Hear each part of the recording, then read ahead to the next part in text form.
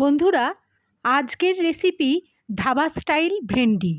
প্রথমে একটা মিক্সির জারে একটা টমেটো, হলুদ, ধনে জিরে লঙ্কার গুঁড়ো, 1 চামচ বেসন, অল্প জল দিয়ে পেস্ট করে নিতে হবে। 250 গ্রাম ভেন্ডি টুকরো করে কেটে সামান্য নুন, লঙ্কা গুঁড়ো আর পাতিলেবুর রস দিয়ে 5 মিনিট মাখিয়ে রাখতে হবে। কড়ায় 2 চামচ সর্ষের তেলে ভেন্ডি ভেজে তুলে নিয়ে ওই তেলেই থেঁতো করা আদা, কাঁচা লঙ্কা, রসুন ফোড়ন দিতে হবে। ফোড়নের গন্ধ বেরোলে একটা পেঁয়াজ কুচি দিয়ে ভেজে পেস্ট করা মশলা দিয়ে কষতে হবে।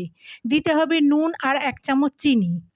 2 মিনিট কষিয়ে 2 চামচ টক দই দিয়ে আরও একটু কষিয়ে তেল ছাড়লে ভাজা ভিন্ডি দিয়ে নাড়াচাড়া করে জার ধোয়া সামান্য জল দিয়ে ফুটতে দিতে হবে। জল টেনে মাখা মাখা হলে কসুরি মেথি ওপর থেকে ছড়িয়ে নামিয়ে নিন ধাবা স্টাইল ভিন্ডি। এটা রুটি বা পরোটার সঙ্গে খুব ভালো লাগবে।